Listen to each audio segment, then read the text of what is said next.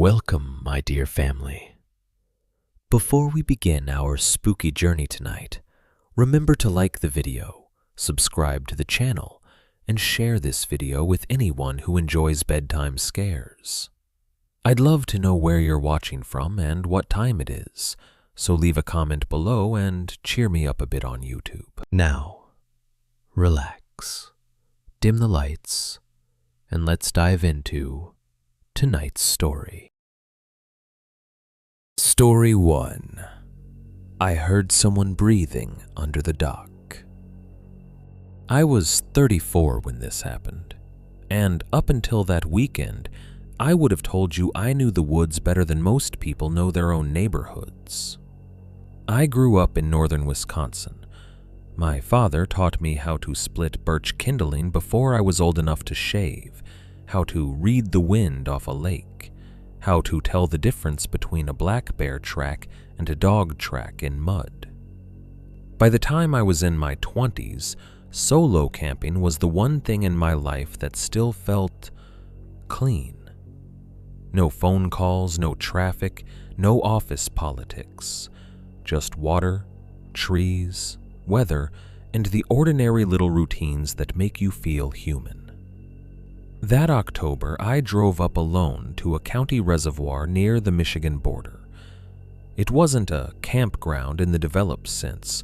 No hookups, no bathhouses, no office with a smiling retiree handing out maps. It was public land, wrapped around an old flood control lake with a few primitive shoreline sites, first come, first served. You could fish there, launch a canoe there, or disappear there for a weekend if you wanted silence badly enough. That was the reason I chose it. I had just finalized my divorce 2 weeks earlier. Nothing dramatic. No plates thrown, no affair, no police. Just 10 years slowly going rotten until the papers looked cleaner than the marriage ever had. I wanted somewhere cold enough to numb me out and remote enough that nobody could ask me how I was doing. I arrived a little after 4 in the afternoon. The sky was the color of dirty aluminum, and the wind coming off the water had that late fall bite that gets into your teeth. My sight sat on a narrow finger of shoreline with a short wooden dock extending into black water. Behind the site was mixed forest, pine, tamarack, birch, and some stripped-down hardwoods. In front, the reservoir opened wide and flat, with dead tree trunks sticking up out of it like snapped bones. There wasn't another car at the boat launch. No voices, no music, no campfire smoke. Perfect. I set up my one-man tent 15 yards back from the water, on a patch of hard earth between 2 red pines. I stacked my firewood, boiled water for instant chili, and watched darkness gather over the reservoir in layers. There's a particular kind of dusk on cold water where the whole world seems to hold its breath. The wind falls off, the birds stop, even the little ripples flatten out until the lake looks less like water and more like oil. I noticed that silence before full dark, and I remember thinking it felt early for everything to go still. I ignored that feeling. After dinner, I walked out on the dock with a flashlight and a beer and stood there, listening to the water bump softly against the pilings. The dock was old, pressure-treated boards gone silver with age, warped in places, a little spongy underfoot. The kind of county structure that gets replaced 10 years later than it should. I shined my light down between the boards and saw minnows flickering near the surface. Then I caught a smell. It hit in one strange pulse through the cold air. Copper, rot, and something like wet fur left in a garbage bag. I swung the flashlight over the shoreline below the dock and didn't see anything except cattails and the dark slope of mud leading into the reservoir. The smell faded just as fast as it had come. I remember actually smiling to myself and thinking, dead fish or maybe a deer carcass washed up somewhere down shore. That was the last rational thought I had that night. By 9:30, I was zipped into my sleeping bag. The temperature had dropped below freezing. I had a knit cap pulled down over my ears and one arm outside the bag because I always sleep too hot through the shoulders. I listened to the fabric of the tent ticking lightly in the breeze. At some point I drifted off. I woke all at once. Not gradually, not the way you wake from a dream. My eyes opened, and I was fully, violently alert, like somebody had slapped me. At first I didn't know why. Then I heard the sound. A slow, wooden knock. Not on my tent. From the dock. Knock. A pause. Knock. Then a heavier scrape underneath it, like something bumping against the posts from below. I checked my watch. 2:11 a.m. I lay perfectly still and listened. The night had that dead, frozen quality where every small noise carries. I could hear the faint shift of tree limbs, the little sigh of the reservoir touching shore. And then again, knock. This time followed by a wet sound. Not splashing, not exactly, more like something dragging itself up against old wood. I told myself it was a loose branch, driftwood, a turtle, anything with a name. Then I heard breathing. Not outside the tent, under the dock. It came up through the boards in rough, damp pulls, like somebody with a bad chest infection trying not to cough. Inhale through the nose, small bubbling hitch, long exhale. I felt every muscle in my body lock at once. I unzipped my sleeping bag as slowly as I could and reached for my flashlight. My fingers had gone numb, or maybe they just felt numb, because adrenaline had flooded me so hard I could feel my heartbeat in my gums. I slid the light into my hand and clicked it on without opening the tent. The beam filled the nylon around me with a thin, pale glow. I waited. The breathing under the dock stopped. It didn't move away, it just stopped.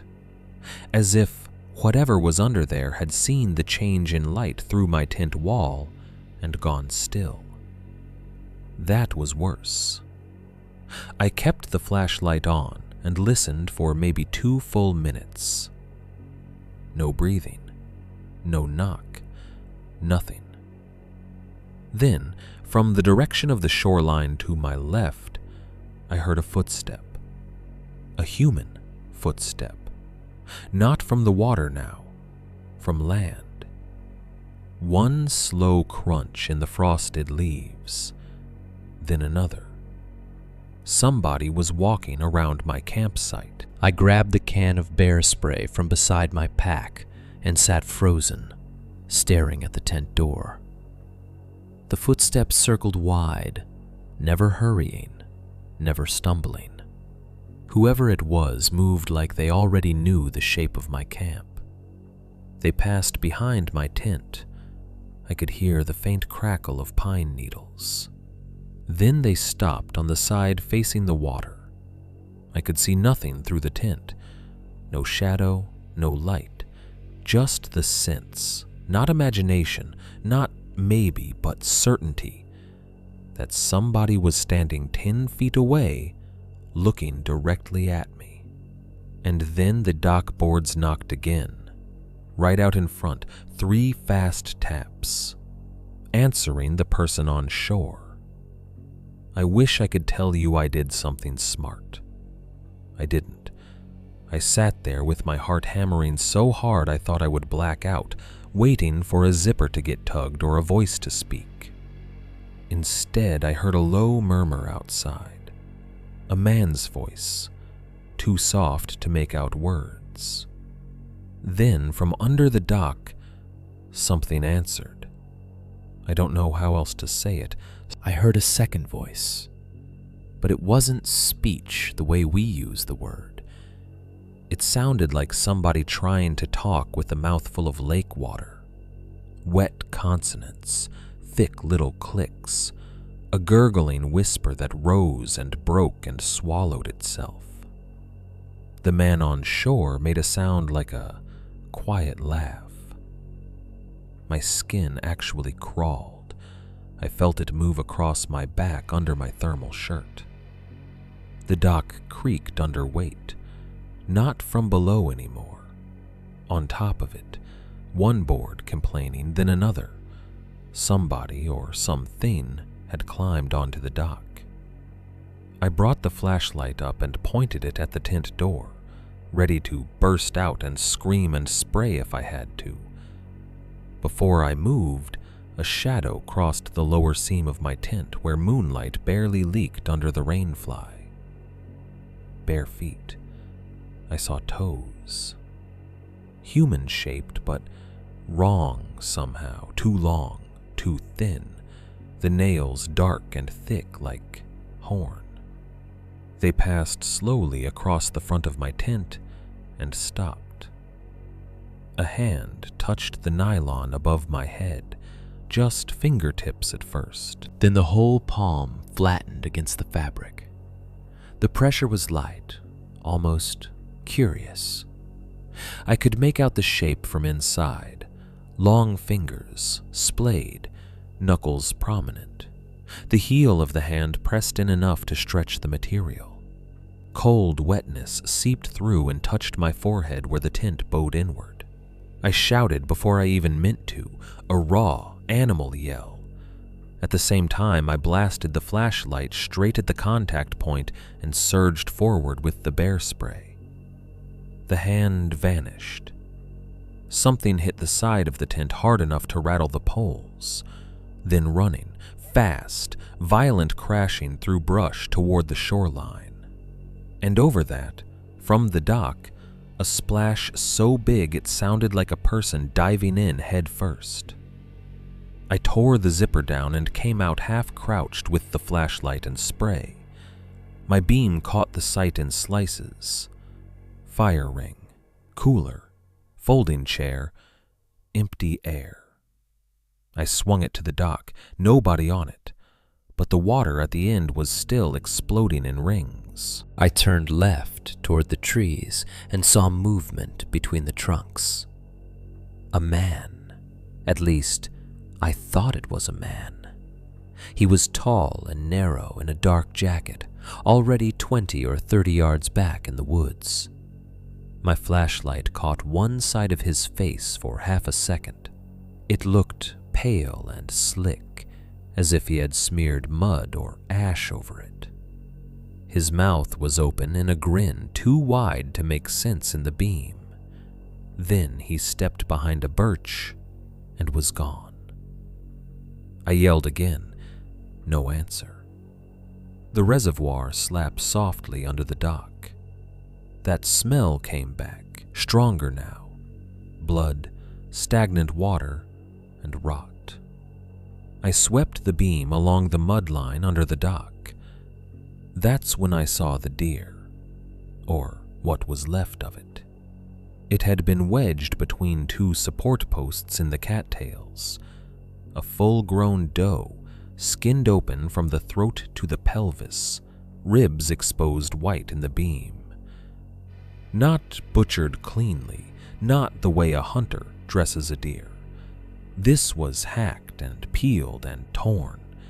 The head was twisted almost backward. One eye reflected my light like wet glass.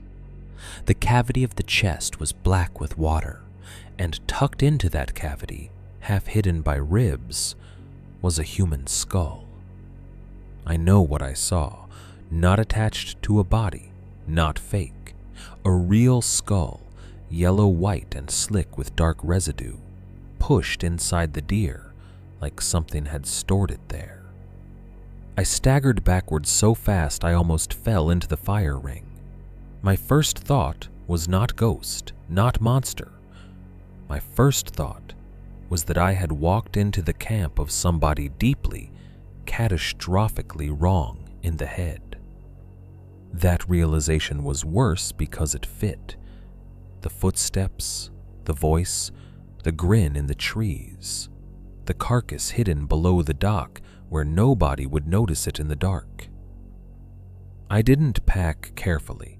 I jammed my sleeping bag, stove, and whatever I could grab into the back of my SUV in under 5 minutes. I left the firewood, left a folding camp table, left half my food. The entire time I expected a hand to close around my ankle from under the dock, or a knife to come out of the trees. Nothing did. I drove 6 miles of rutted forest road with both hands shaking on the steering wheel so badly I could barely keep the vehicle centered. When I hit pavement, I called 911. The deputy who met me at the highway gas station clearly thought I was somewhere between drunk and panicked, until he saw my face. Then he called in a warden and another unit, and we went back just after dawn. The site looked almost ordinary in daylight. My tent was gone because I'd stuffed it into the car. My tire tracks were fresh in the frost. The dock sat there, gray and harmless over the black water. The deer was still under it. So was the skull. Up close, the skull was missing the lower jaw. There was a dark split running from the left temple up over the crown, as if it had been struck hard enough to crack. One back molar was still in place. There were shreds of dried tissue inside the cavity where the spinal cord would have entered. The deputy vomited in the cattails. They sealed the area and pushed me back toward the road while more vehicles came in. State police, DNR, a forensic van from the county seat. They photographed the carcass, the skull, the dock, the mud. One of the wardens found tracks around my tent site and down near shore. Bare human footprints. At least 2 sets, one much larger than the other. There were also drag marks in the mud leading under the dock, and a smear on one piling at about shoulder height that looked like a bloody hand had gripped it. The deputy took my statement twice, because the first time I kept losing my place. I told them about the man in the trees, the hand on the tent, the 2 voices answering each other. He wrote everything down without comment.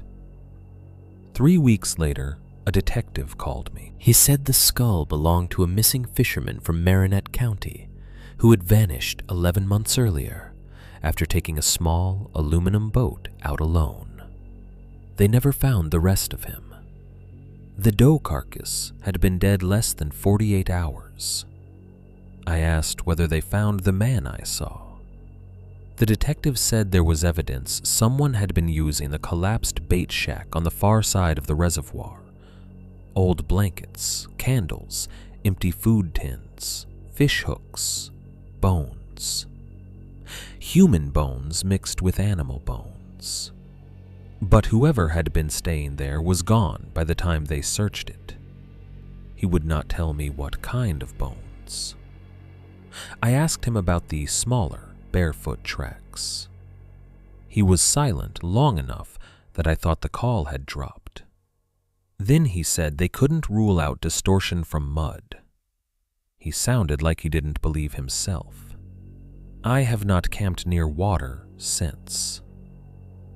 I still dream about that dock sometimes. In the dream, I'm standing on the boards while something moves underneath me, rubbing wetly against the posts.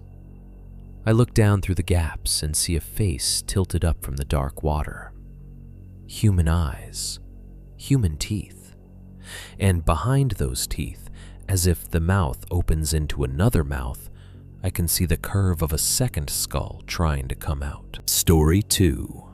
The fire tower kept calling my name. In 2021, my younger brother Eli talked me into doing a 3-night hike in eastern Tennessee, near the national forest land that folds up into the spine of the Appalachians. We weren't trying to set records. It was supposed to be one of those adult brother trips where you prove to yourself you can still share a trail without talking about childhood or funerals or the things you haven't forgiven each other for. Eli was 29 then, 6 years younger than me, and the kind of guy who always looked like he belonged in an REI catalog. Beard that stayed neat without trying, calves made out of cable, expensive merino layers, one of those ultralight packs that cost more than my first truck. I was 35, divorced, drinking too much coffee, and carrying the kind of old resentments that only get louder in quiet places. Our father had died that spring. This trip had been Eli's idea, because Dad used to take us camping in those mountains when we were kids. He said it would be good for us. It was not good for us. We parked at a gravel trailhead on a Thursday morning, under a sky low with rain. The plan was simple. Hike 10 miles in, camp near an old fire tower shown on a historical map, then loop back along a creek drainage over the next 2 days. It wasn't heavily trafficked land, not wilderness by federal designation, but close enough. Old logging roads turned into trails, steep hollows, rhododendron thickets thick enough to swallow a person 10 feet off the path. Dad had once told us that if you step off trail in those mountains at dusk, the woods can close behind you like a mouth. We found out how right he had been. The first day was all wet leaves and mist. Everything smelled like earth and iron. Around 4 that afternoon, we reached the ridge where the fire tower was supposed to stand, but all we found were 4 concrete footers and a rusted ring of bolts where the structure had been cut down decades earlier. No view to speak of because cloud had swallowed the entire valley, just white blankness drifting through the trees. There was, however, a service cabin about a 1/4 mile downslope on an old spur path that wasn't shown on Eli's GPS map. Calling it a cabin makes it sound nicer than it was. It was really a square concrete block building, maybe 14 feet by 14, with a rusted metal roof and a steel door hanging slightly crooked on welded hinges. No windows. A faded state forestry emblem still clung to one wall. Someone had once used it for equipment storage or radio gear. The lock had long since been broken off.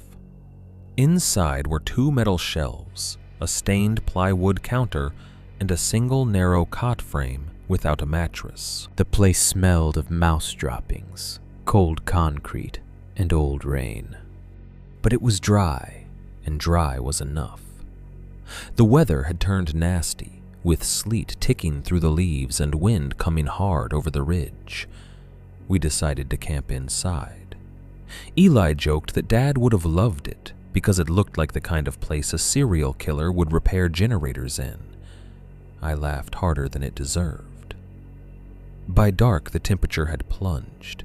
We made ramen on our backpacking stove, ate sitting on our pads with our backs against the wall, and listened to wind worrying at the roof seams. There was one weird feature in that building I noticed and then tried not to think about. A rusted speaker box mounted high in the back corner near the ceiling, like an old PA speaker.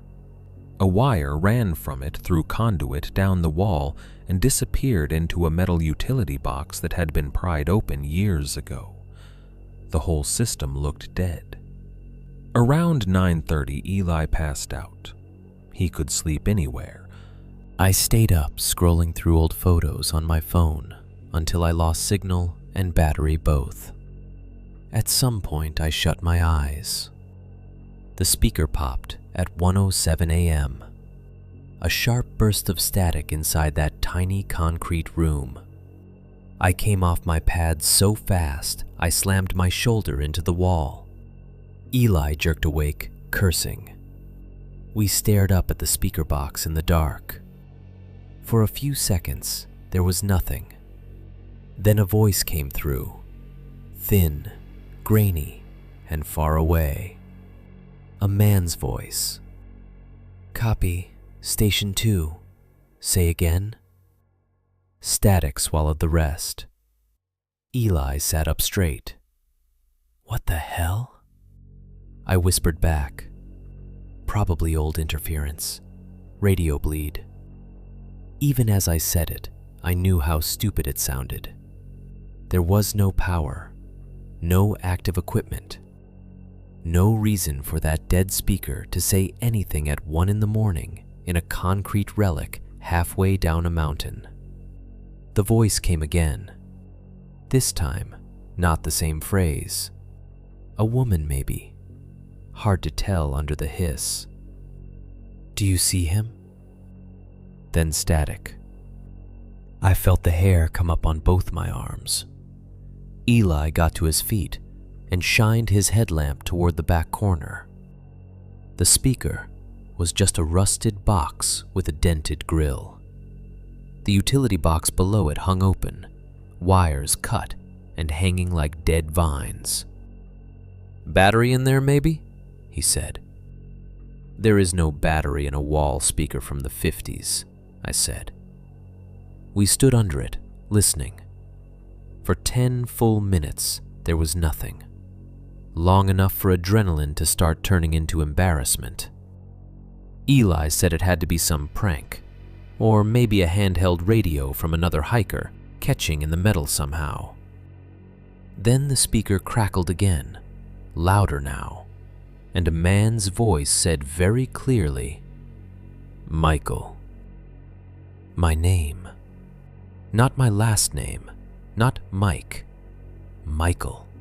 The way my mother said it when she was furious. Eli looked at me. I said nothing because I could feel something awful opening inside my chest. Dad had called me Michael. Nobody else did, the speaker hissed. Then the voice came back, calm and male, and distorted by static, but unmistakably deliberate. "Michael, come outside." Eli actually laughed once, short, breathless, disbelieving. "Okay, that's not funny." He thought somebody was messing with us. He marched to the door, yanked it open, and swept his headlamp into the sleeting dark. The beam caught wet leaves, black tree trunks, and white needles of sleet crossing the light. No people, no other lights, no campsite, nothing. Then from somewhere deeper in the woods downhill, a radio answered. The real kind this time, handheld. You know the sound if you've ever used one. Button to press, a rush of static, then a clipped voice. A man said, he opened it. I grabbed Eli's shoulder so hard he swore. "Shut the door." He did. The room seemed to shrink by half. We killed our headlamps and stood in the pitch dark, listening to sleet hit the roof and static whisper intermittently from that dead speaker above us. Once every few minutes, a new fragment came through. "North side." "Wait, he's with another one." The voices never sounded hurried. That was what got to me. They sounded patient, professional almost, like people coordinating a job they had done before. At 1:43, the first knock came on the steel door. Not pounding, knuckles. 3 even taps. Eli whispered, "There's no way." I could hear his breathing getting too fast. Another voice spoke from outside, muffled by the door. Male, middle-aged maybe. "Forestry, open up." I moved close enough to the door to smell the cold metal. "Which district?" I said.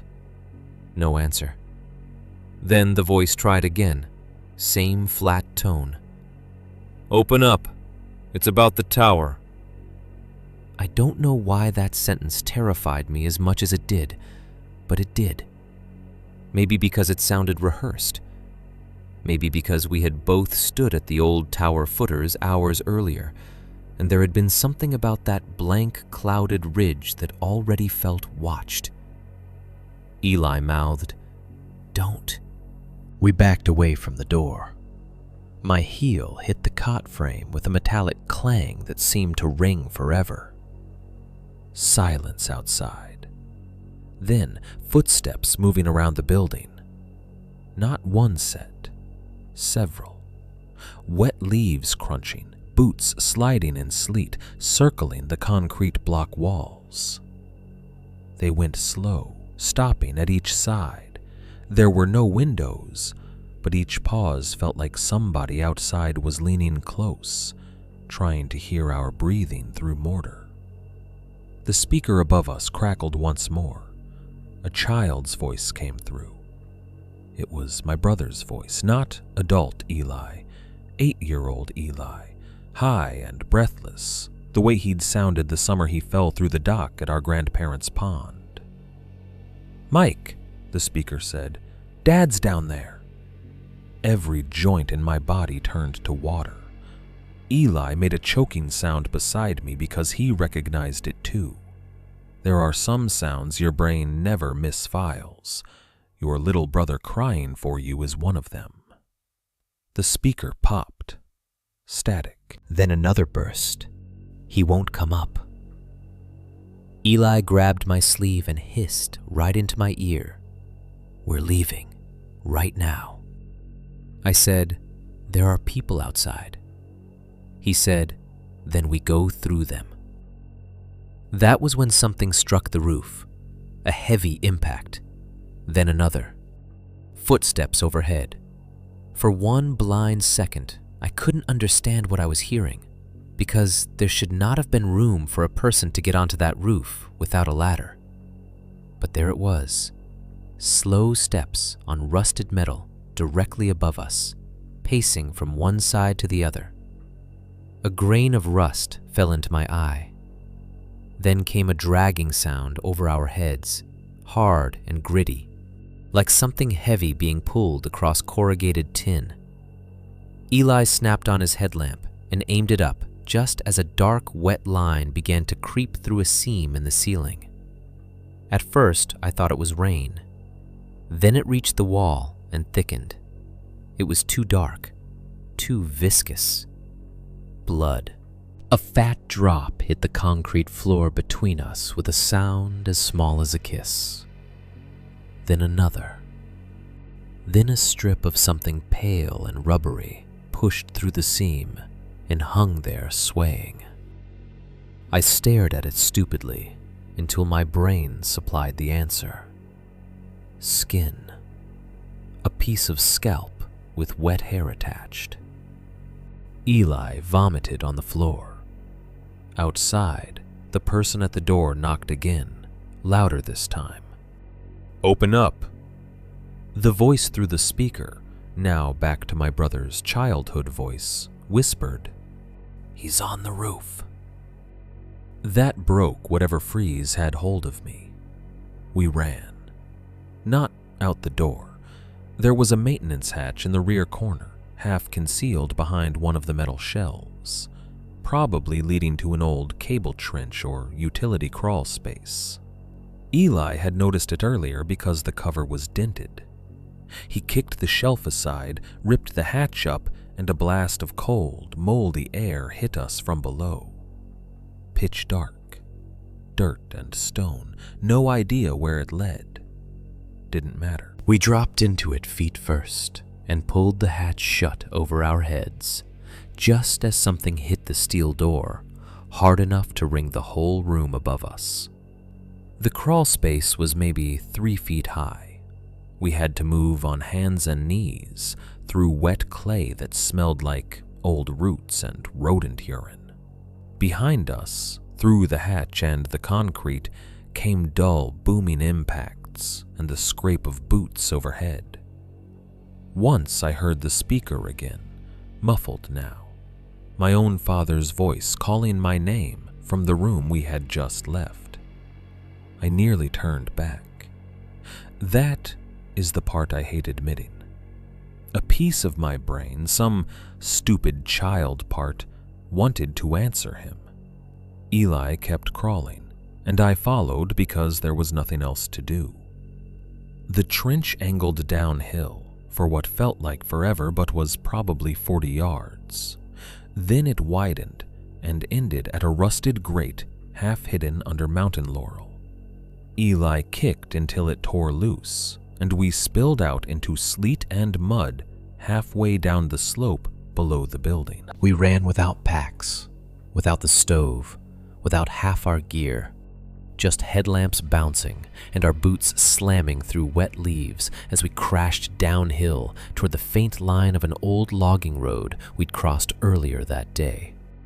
Behind us, above the sound of our own movement, radios came alive in the dark. Short bursts, different positions answering each other. "Moving! Below you! Take the creek!" Then, absurdly, through all of that, my father's voice, carried once from up on the slope. Not from a speaker now, from the woods. "Michael." I fell. My shin hit a rock so hard I still have the scar. Eli hauled me up by my jacket and we kept going. Branches slapped our faces. Rhododendron tore at our packs. At one point, my headlamp beam caught a shape standing between 2 hemlocks ahead of us. A man in an old forestry rain slicker, holding something long in both hands. For a heartbeat, I thought, rifle.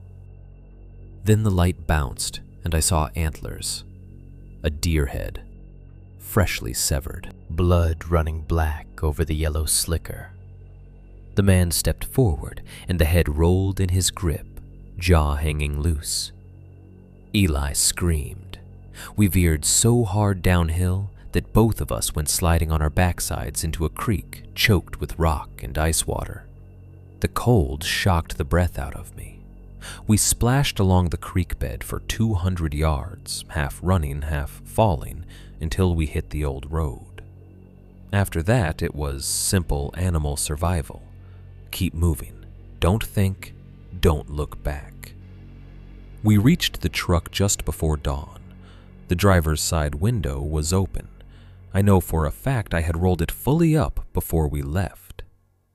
Inside, on the front seat, sat my father's old red hunting cap, the one he used to wear every November.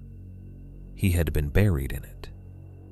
The brim was dark with water and something darker than water. In the crown of the cap was a neat round hole ringed with brown-black crust. Eli saw it and made a noise I had never heard come out of a man before. We left it there. We drove straight to the sheriff's office in town, both of us muddy, bleeding, and half incoherent. Deputies went out with forestry personnel after sunup. They found the concrete building. They found our gear. They found blood on the roof seam and in the room below. Animal blood, they told us later, mostly deer. They found old radio components in the building, but nothing functional enough to explain the speaker. No active transmitters, no batteries, no fresh tracks around the site besides ours, at least none they would officially acknowledge. One deputy asked me 3 times whether either of us had been drinking. The cap from the truck disappeared before they processed the vehicle. I know how that sounds. I know because I still hear myself saying it and hate how it sounds. But when they photographed the interior at the sheriff's lot, the cap was gone. The deputy I asked about it looked at me blankly and said there had been nothing on the seat. Eli and I don't hike together anymore. We barely speak. A year after it happened, he called me at 2:13 in the morning. I answered to hear only static. Then a child's voice saying, "Mike, Dad's down there." It wasn't a recording. I know that because Eli was sobbing under it, somewhere farther away. And then the line cut dead. I drove to his apartment in Knoxville in 20 minutes. He was gone. The front door stood open. Mud tracked through the kitchen. On the table was his phone, still connected to the call, and beside it sat a fresh red hunting cap with sleet melting off the brim. Story 3. There were teeth pressed into the tent wall. I stopped doing dispersed desert camping after New Mexico. I still tell people it's because I got older and softer, because a hot shower and a locking door started sounding better than sleeping on the ground 40 miles from the nearest paved road. That's what I say because it ends the conversation. The truth is that I woke up one night in a tent and saw human teeth pressing through nylon from the outside. Not a smile, not a face, just the hard white shape of a mouth where no mouth should have been. This happened in March of 2019, when I was 32 and still stupid enough to confuse solitude with strength. I had been dating a photographer named Jen for about 6 months. She loved empty places and ugly weather and abandoned things, which meant she fit right into the version of myself I liked at the time. We took a long weekend down into western New Mexico to shoot night sky photos and camp on BLM land outside the formal campground areas. With us were her cousin Mark and his girlfriend Tessa. Mark was the kind of guy who kept a pistol locked in his truck and liked to remind everybody he had a pistol locked in his truck. Tessa was funny, practical, and had better instincts than any of us. The site we picked was a Badlands shelf above a dry wash, surrounded by low juniper, volcanic rock, and white clay that glowed under moonlight. There were old mining cuts in the area from early 20th century prospecting, collapsed shafts, spoil piles, rusted cable, scraps of machinery, half buried in dirt. The official advice on the BLM sign at the highway turnoff had been simple: stay out of abandoned workings and don't camp near unstable openings. We ignored the second half because the shelf had the best view. About 200 yards from our tents, down in the wash, stood the concrete collar of an old vertical shaft with a broken chain-link fence around it. That should have been enough to make us choose somewhere else. It wasn't. We arrived in late afternoon, set 2 tents side by side, and spent the evening cooking fajitas on a propane stove while Jen took sunset shots of the Mesa Rim. The light out there can make even trash look biblical. Burnt orange rock, violet shadows, sky going green at the edges before it sinks into black. Tessa mentioned once that she didn't like how sound carried in that wash. She was right. A little pebble kicked down there would echo up, delayed and wrong, as if something below were tossing it back. After dinner, Mark drank too much whiskey and told stupid ghost town stories. At one point, he walked to the mine fence and yelled into the shaft just to hear the echo. We all told him to knock it off. He laughed and came back. By 10, the temperature had dropped hard. Desert cold is meaner than forest cold. It feels less natural somehow, like the heat was a favor that got withdrawn without warning. We zipped up and settled in. Jin and I were in the larger tent. Mark and Tessa were 10 feet away in theirs. I woke around 3 with a cramp in my calf and the feeling that somebody had spoken directly outside my ear. The tent was black. Jin snored softly beside me. Then I heard it again. A voice, low and male, from somewhere outside. Not words at first, just the cadence of someone talking under his breath. I checked my phone. 3:04 a.m. I almost assumed it was Mark out peeing and muttering to himself until I realized the voice wasn't moving. It seemed to be coming from one fixed point near the wash.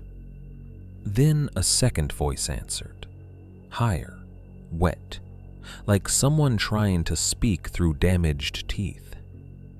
I sat up slowly enough not to shake the tent and listened. The two voices alternated back and forth in short little bursts. One of them sounded human. The other sounded copied from human speech by something that didn't understand where words were supposed to break. I shook Jen awake. She listened 10 seconds and gripped my wrists so hard her nails dug in. "What is that?" she whispered. I didn't answer because something moved past our tent. Not close enough to touch it, just near enough that I saw a shadow thicken against the moonlit fabric. A person-sized shape. Then another on the far side, between our tent and Mark's. Jen mouthed, "Mark?" I shook my head. Mark would have used a flashlight. Mark would have tripped over something and cursed. Whatever moved outside was silent. Then Tessa screamed. Not long. One sharp, involuntary scream that cut off immediately, as if a hand had gone over her mouth. I lunged for the zipper. Jen caught my arm. "Don't!" she hissed. Then from Mark's tent came his voice, low and furious. "Back up, back the hell up." A flashlight snapped on inside their tent, turning the nylon bright. A shadow leaned over it from outside. I saw a head shape and shoulders, then hands. The fingers were spread so wide they looked dislocated. They pressed into the tent wall above Mark and Tessa's heads. The fabric dimpled inward around knuckles and nails. Mark shouted again, and there was a muffled gunshot inside the tent, so loud in that enclosed space it felt like it cracked the whole night open. The outside shadow vanished. For 1/2 second, everything froze. Then, something hit our tent from the side with such force that the pole bowed down onto my face. Jin screamed. I grabbed my knife and slashed at the nylon where the pressure bulged in. My blade punched through fabric and scraped something hard outside. There came a sound I have never heard from an animal or a person before. An explosive chatter, like teeth clacking together in rage. The pressure withdrew. Then a face pressed against the wall near my knees. Not full features, not clear, but enough. Nose crushed flat, brow ridge, and a mouth opening so wide the lips disappeared, leaving the blunt white pressure of teeth showing through the nylon weave. Human teeth, too many visible at once. The upper and lower rows ground slowly side to side, as if tasting the tent. I drove the knife at it again. The blade tore through nylon and stuck for a second in something with resistance, like wet leather. Hot liquid sprayed my hand. The mouth jerked back. Outside, feet scrambled in the dirt. More than one set. Mark's tent unzipped violently, and he came out barefoot in long johns, pistol in one hand and flashlight in the other. He swept the beam across the site. For maybe 1 second, we all saw them. 3 figures at the edge of the shelf above the wash. Tall, narrow, clothes hanging off them in strips like old workwear. Their faces looked pale where the light hit, but not like skin, more like dust-coated bone. One of them was bent wrong through the spine, head tilted almost to shoulder level. Another had blood all over the front of its shirt, dark and wet and shining. Then they dropped backward into the wash and were gone. Mark fired twice after them. The shots rolled through the Badlands and came back from the mine shaft in broken echoes. Something below us laughed. I know how crazy that sounds. I don't care. It laughed, not because it was funny, because it had a human throat and enough breath to make that shape of sound. We did not discuss leaving. We tore the camp apart, grabbing whatever mattered: keys, boots, packs, camera cases. Tessa was crying but moving fast. Mark kept the gun out. Jin's hands shook so badly she couldn't buckle her bag, so I did it for her. Then we heard the chain link fence around the mine shaft rattling, not from wind, rhythmic, hard, bang bang, bang bang, bang bang, like somebody was slamming their body into it. Mark swung the flashlight down toward the wash. The beam found the fence. Something was standing inside it. Inside, where there should have been nothing but a concrete collar around a vertical hole. A man, maybe. He wore what looked like old denim overalls, soaked black from the waist down. His left arm ended above the elbow in a ragged stump wrapped with wire. His head was slick with blood, and where his lower jaw should have been, there was only torn dark meat and a wedge of white teeth exposed all the way back to the molars. He threw himself against the fence again. Bang! The entire panel bowed outward. Tessa made a choking noise and turned away. Then, shapes started climbing out of the wash behind him. Hands on rock, knees, elbows, headlampless, silent, dragging themselves up from below the shelf like they had been waiting down there all evening. We ran for the trucks.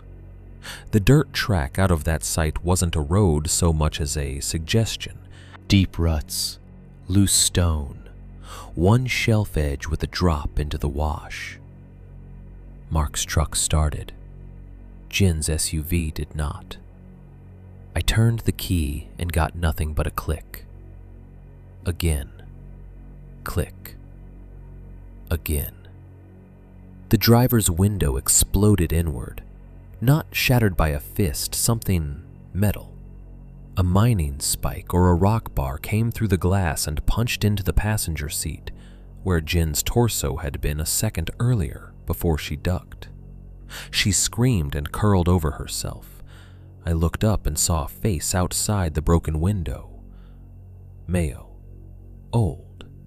Skin split across the forehead, one eye milk white. The mouth ruined on one side so the teeth showed permanently. He was grinning at us, with blood running down from his scalp into his beard. Mark fired from 10 feet away. The man's head snapped sideways and hit the doorframe.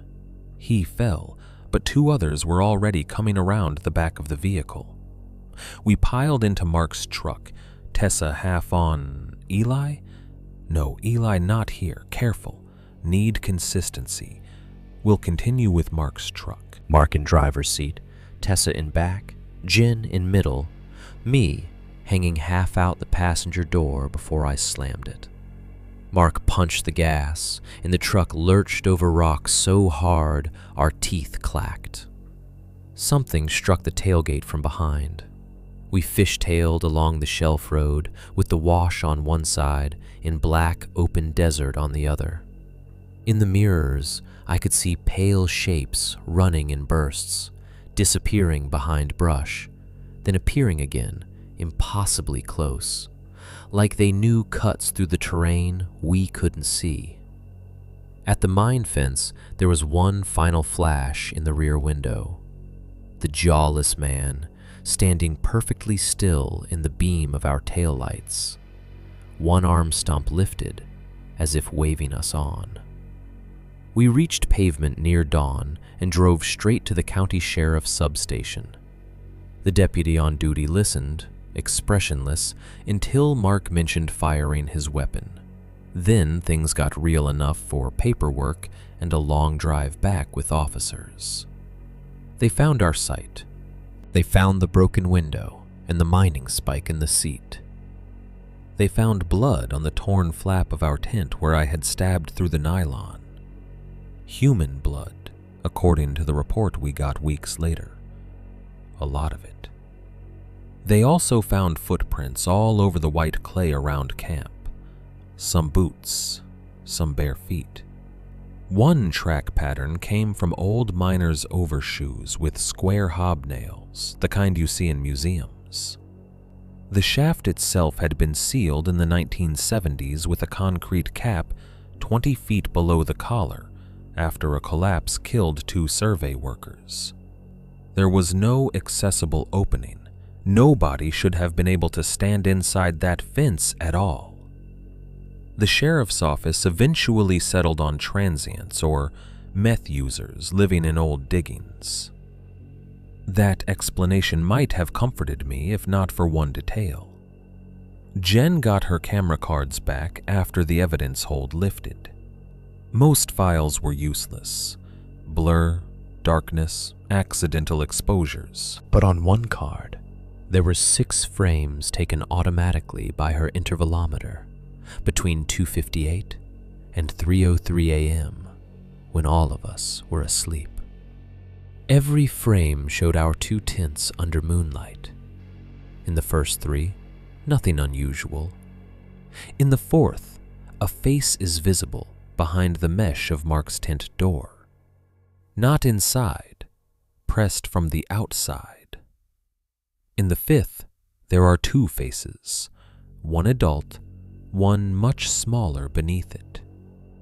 In the 6th, the smaller one has its mouth open against the mesh. You can see every tooth. There is no lower jaw. Story 4. The recording from Black Elk Basin. I used to record nature audio because it felt harmless. Birdsong, wind, rain on nylon, creek water over stone.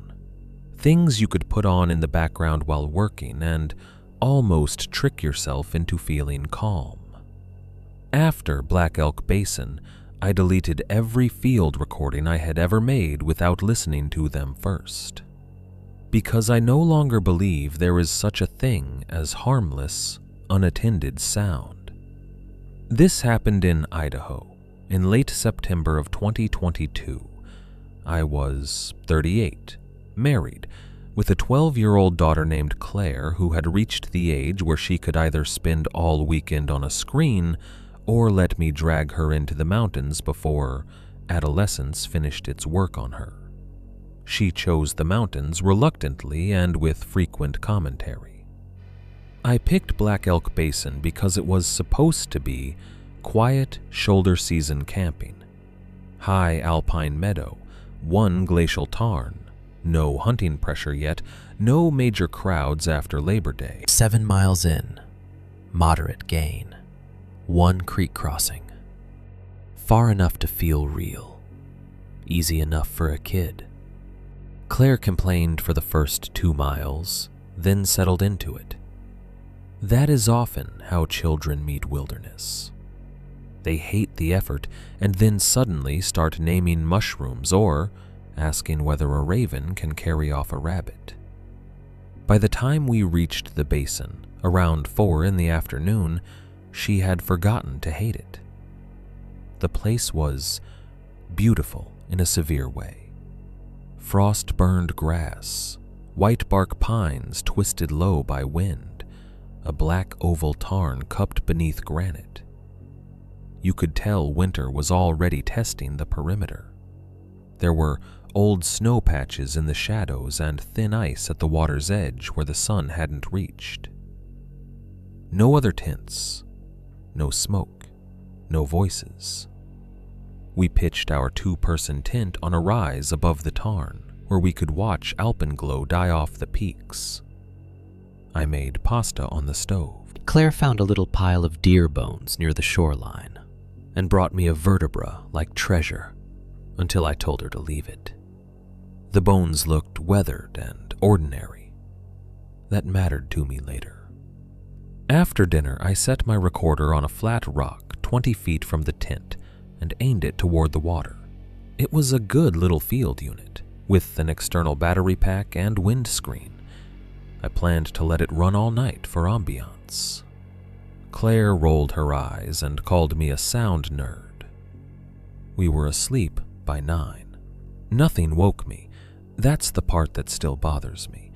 I like to think I'm a light sleeper in the backcountry. Parent sleep, camp sleep.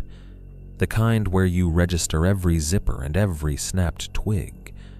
But whatever happened around our tent that night happened without me hearing any of it. We got up at first light, made oatmeal, packed, and hiked out. Normal trip. Claire talked about school and asked whether we could stop for burgers on the drive home. If anything felt off, I buried it under routine. 2 nights later, I loaded the audio file into my laptop while Claire did homework at the kitchen table. The waveform was huge. 9 hours of wind, water, and little night sounds. I put on headphones and started skimming. For the first hour, it was exactly what it should have been. Tiny wavelets, occasional breeze, one distant owl. At 11:52 p.m., a new sound appeared. A soft, metallic clink. Not camp cookware, not a carabiner. Lighter, sharper. I rewound and listened again. Clink. Then another, slightly out of sync. Clink. Like small hard objects being touched together carefully in the dark. The sounds continued for 27 seconds, moving from left channel to right, as if whoever made them were walking around the recorder in a slow circle. Then, silence. At 12:04 a.m., breathing entered the file. Close. Too close, within inches of the mics. A person was bent over the recorder, exhaling through the windscreen hard enough that the waveform fuzzed with moisture bursts. You could hear the nose whistle faintly on the inhale. Male, I thought at first, but that was just because it felt wrong to imagine anything else. The breathing lasted 1 minute and 16 seconds. Then a voice whispered, "That one first." I froze with one hand still on the keyboard. I replayed it.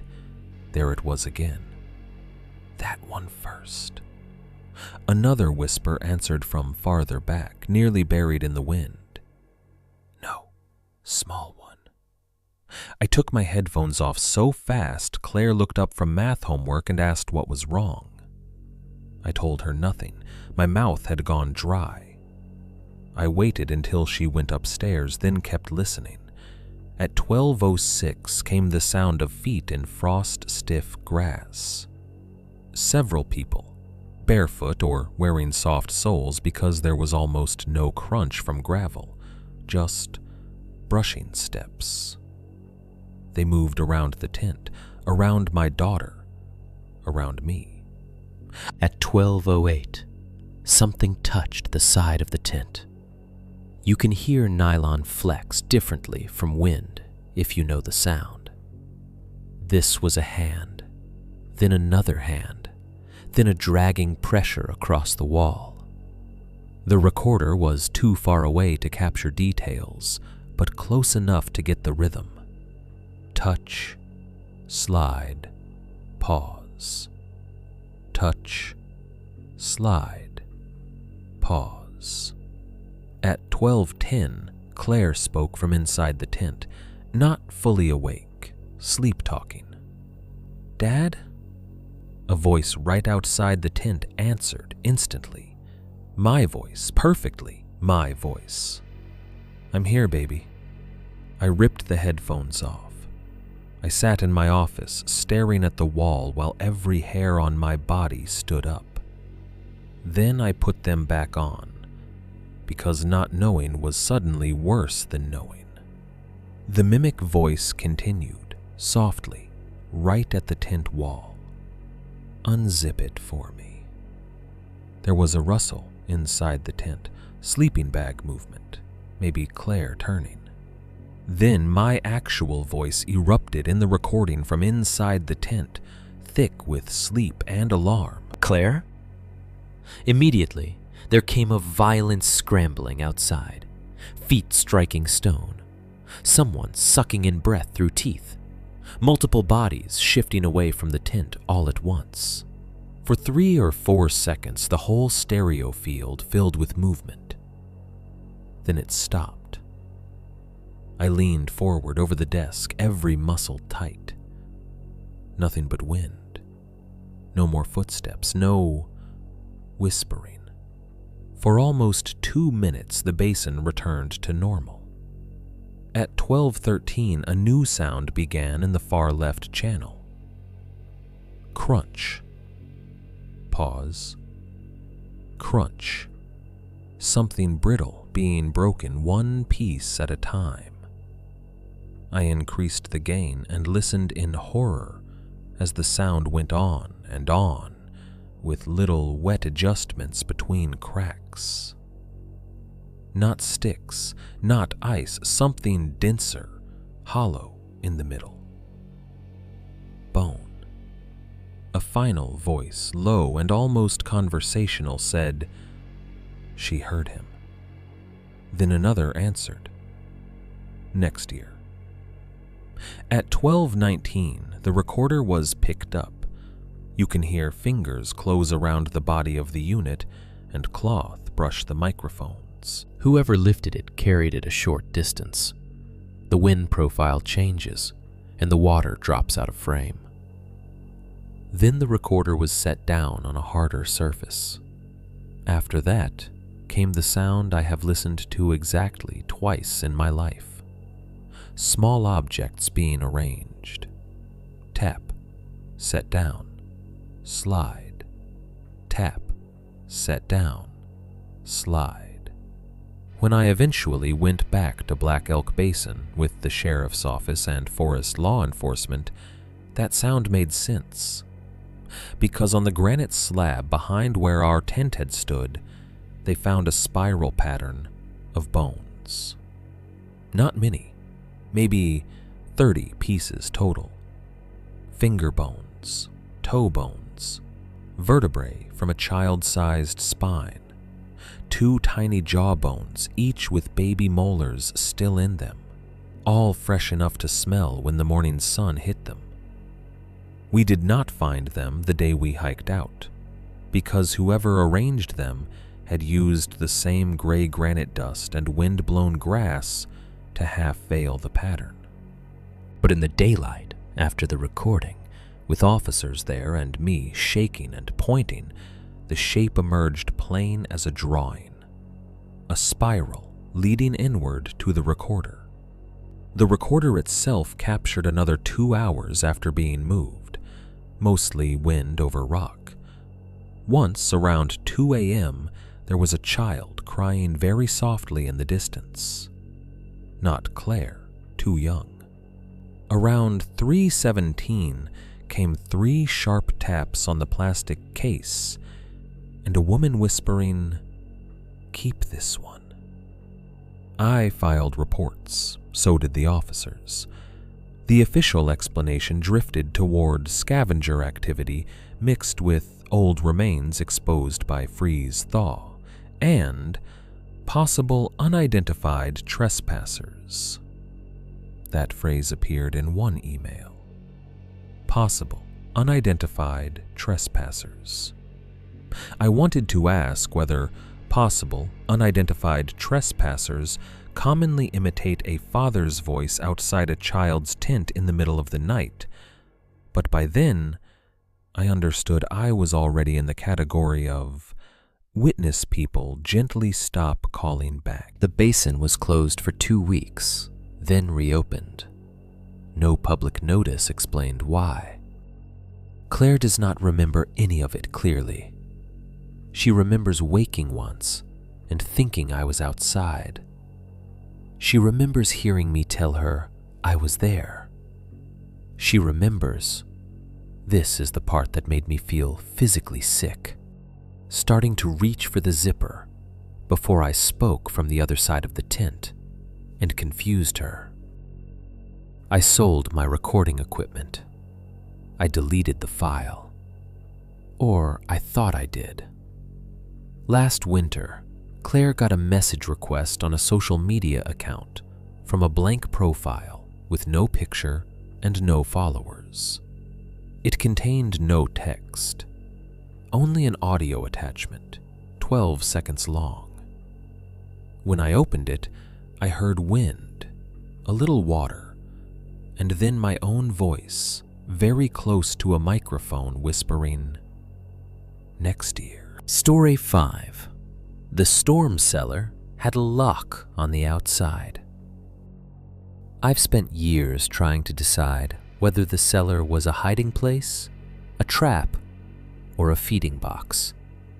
Every explanation fails somewhere.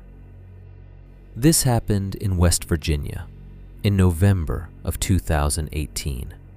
And if I still sound careful when I talk about it, that's because careful is the only reason I'm alive.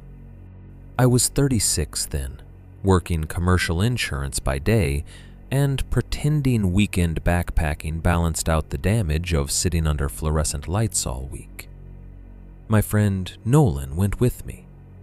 We had known each other since community college, the kind of friendship built less on emotional compatibility than on having survived enough bad decisions together that loyalty became a habit. We planned a 2-night trip through a section of national forest cut by old homestead traces and abandoned gas well roads. Late season, cold, leaves down, good visibility. We liked hiking after most sane people had stopped.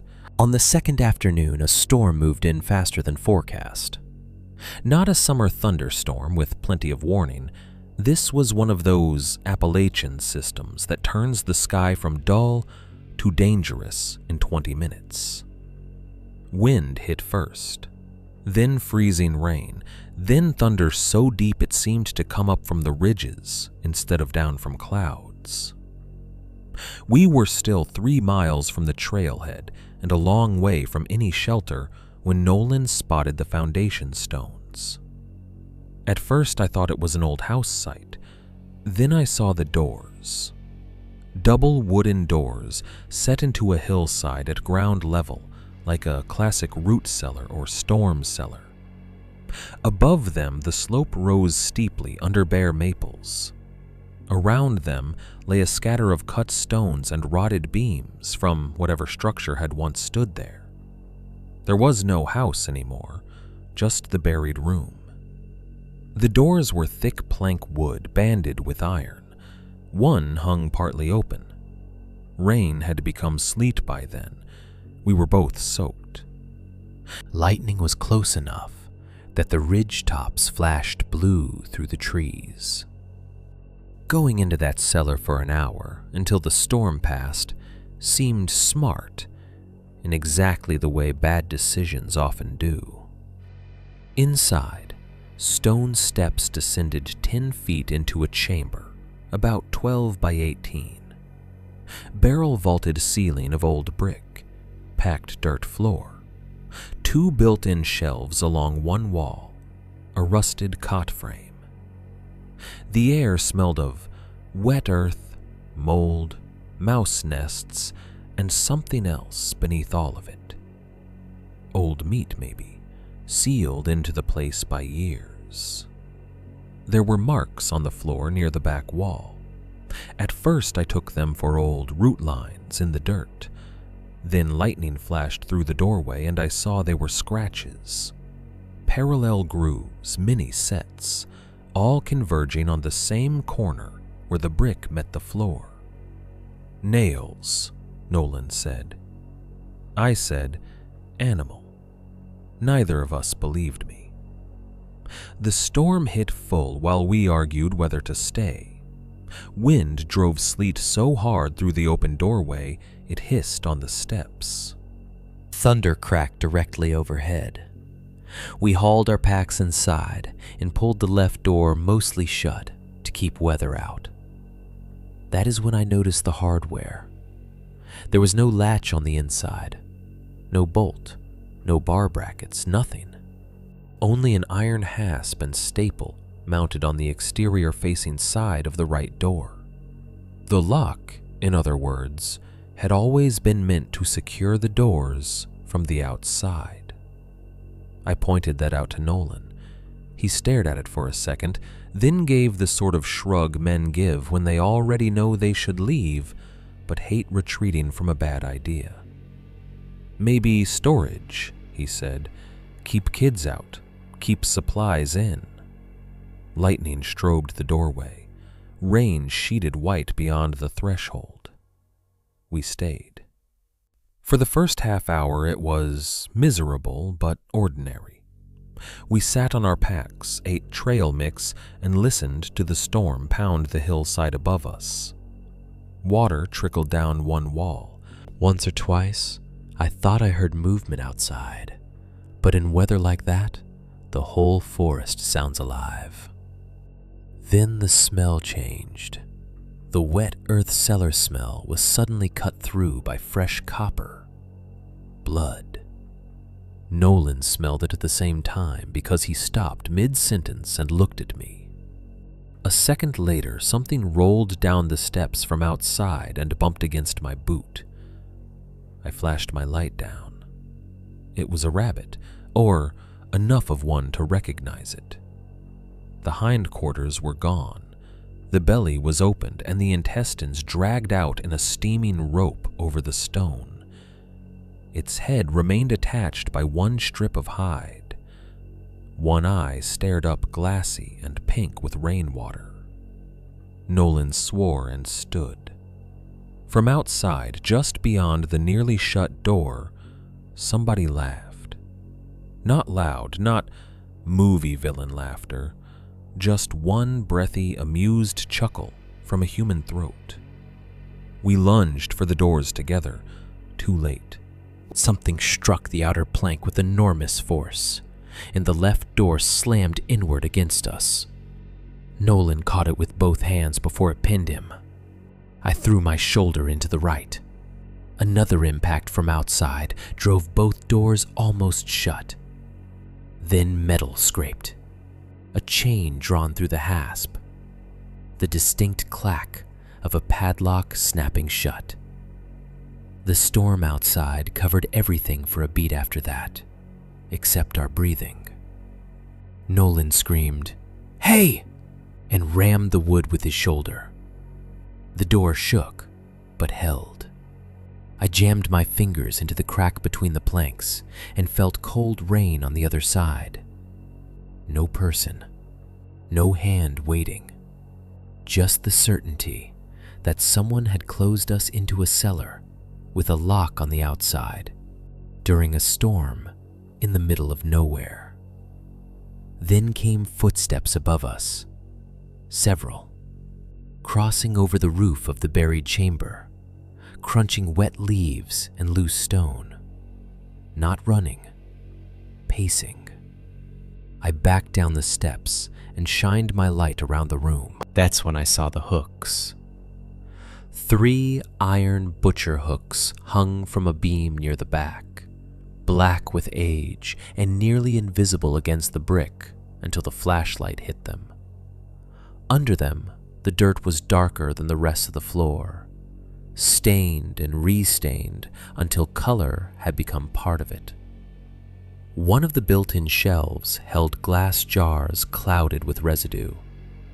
Another held folded strips of fabric that looked like rags until Nolan picked one up and dropped it instantly. It was a child's flannel pajama top, small, yellowed with age. The front was stiff with old brown-black staining. "Jesus Christ," he said. We started looking for another way out. There wasn't one. But there was the corner with the scratches. Dozens of them, maybe hundreds, layered over each other in the dirt and lower brick. Human fingernail height if a person were lying on the floor, clawing at that spot while facing the doors. Nolan knelt and brushed the dirt away with his glove. Something pale emerged from the corner. Bone. Then another, and another. Finger bones packed into the dirt with buttons, rusted snaps, and little milky teeth. I grabbed him by the jacket and hauled him up because the beam of my light had found something worse along the side of the cot frame. Hair. Not attached to anything visible, just long, dry bunches caught in the rust springs, as if heads had thrashed there over and over until strands tore free. From outside the storm cellar, through rain and thunder, a voice called down. Male, cheerful. "You boys dry in there?" Nolan shouted a string of threats back. No reply for a moment. Then another voice answered from farther away, a woman this time. "Check after dark." The first man laughed again. Their footsteps moved off over the roof. We did not talk for a full minute. We just stood in that cellar, breathing the smell of old blood and wet rabbit, and knowing exactly what the place had been used for. Not storage. Not storm shelter. A holding room. Maybe not recently, maybe generations ago. But the people outside knew it was there, knew what it was for. Still used it enough to have a chain ready. Nolan had a hatchet for splitting kindling. I had a fixed-blade hunting knife. We attacked the doors, the hinges, the frame, anything. The wood was old but thick. The iron straps were hand-forged and obscene. Every blow boomed through the chamber and probably carried straight uphill to whoever had locked us in. After 15 minutes, we had achieved exactly one fist-sized split near the lower hinge and bleeding knuckles. Then the thunder moved away, and the real sounds outside began. Footsteps returning, more than before. At least 4 people, maybe 6. They moved around above and in front of the doors. I heard low conversation. Once, the unmistakable sound of glass clinking. Somebody had brought bottles. They were settling in. A beam of light appeared through a knothole in the plank. Yellow, unsteady, lantern light. It passed slowly across the cellar floor like an eye. A man's voice said, "Open that one first." Another answered, "Wait till it's proper dark." Nolan and I looked at each other. No movie speeches, no bravado. Both of us knew what that meant. We found the trapdoor only because I tripped over the cot frame while backing away from the moving lantern beam. The frame shifted with a metallic squeal, dragging partly off a square patch of floor planks hidden under dirt and debris at the rear of the chamber. Under those planks was blackness, and a draft of air so foul it made my eyes water. Rot, stagnant water, and something sweet beneath it, like decay turned syrupy. We pried the planks up. A narrow shaft dropped into darkness, with iron rungs set into brick. Probably an old drain or access tunnel, too tight for comfort, maybe 3 feet across. We had choices, but not really. Above us, somebody outside tried the padlock and rattled the chain as if checking it. We went down. The shaft ended after 8 feet in a tunnel barely high enough to crouch in. Brick for the first few yards, then packed earth reinforced with old timber. Water ran ankle deep, icy and black. Our lights showed roots hanging like veins from the ceiling. Behind us, from the cellar, came the scrape of the outer chain being disturbed again, and one of the men saying, "Hear that?" We moved, fast as crouching and freezing foul water allows. The tunnel ran under the hillside for maybe 50 yards before splitting. One branch had collapsed. The other continued toward a dim patch of gray that I prayed was daylight. On the way, we passed things in the mud: a rusted child's tricycle wheel, a mason jar full of teeth. Not all human, I hope. Mixed sizes, some tiny, some adult molars yellow with age. And lodged against one timber brace, a human skull, with a square hole punched through the forehead, as neat as if somebody had driven a spike there. Nolan saw it too, but neither of us stopped. There are sights that go in through your eyes and detonate later.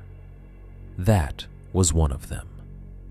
The tunnel mouth opened into a laurel-choked ravine below the cellar site. Night had almost fallen. Rain dripped from every leaf. We clawed our way out, covered in mud and smelling like a grave. Above us, on the slope, lights moved around the hidden foundation of the old house place. Lanterns, not flashlights. 3, 4, maybe 5 of them, bobbing between trunks. Voices called.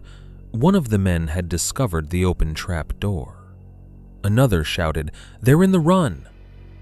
Then the chase started. If you've never run downhill through wet Appalachian dark with strangers behind you, there is nothing cinematic about it. It is slipping, smashing into laurel, grabbing saplings, swallowing blood from your bitten tongue, praying every next footfall finds ground. We went down the ravine because up meant them, and sideways meant cliffs. Twice I heard someone close behind, enough that their breath carried. Once a hand brushed the back of my pack. Nolan swung the hatchet without looking, and there was a wet grunt, then crashing. We reached a creek and followed it blind until it widened into an old gas road. At the road edge stood a pickup truck I had not seen on the hike in. Engine warm, driver's door open. In the bed, under a tarp, were lengths of chain, a bolt cutter, burlap sacks, and a stack of folded baby blankets darkened by mildew and older stains. Nolan stopped dead at the sight. I didn't. I grabbed the bolt cutter because metal felt better in my hand than hope. Headlights flared uphill behind us. Another vehicle on the road, approaching slowly with no urgency at all. We ran again. By the time we hit the highway shoulder, we were both half hypothermic and covered in black mud from chest to boots. A state trooper found us 40 minutes later, walking in the road like escaped inmates. He believed enough of our story to call in deputies and the Forest Service. They found the cellar. They found the rabbit remains. They found old bones under the corner, though the official report later called them commingled historic remains of indeterminate origin. They found the truck, abandoned on the gas road, but no driver. The tunnel had partially collapsed by morning. The skull and jar of teeth were gone, so were the blankets from the truck bed. No arrests were ever made. The forest office told us there had been isolated reports for years about people finding old storm cellars or buried foundations with fresh chains, recently cut firewood, or evidence of unauthorized occupancy. That phrase again, always a phrase that keeps blood off paper. Nolan stopped backpacking entirely after that. He drank harder, grew twitchy, started locking his apartment windows in daylight. 8 months later, he mailed me a padded envelope with no note inside. It contained a tiny brass padlock, heavily rusted, still looped through 3 inches of chain. The keyhole was packed full of dried, dark material. When I took it to a locksmith friend, he worked at it for 10 minutes and then used a pick to pull something out of the mechanism with the tip. A human fingernail. Small, painted pink.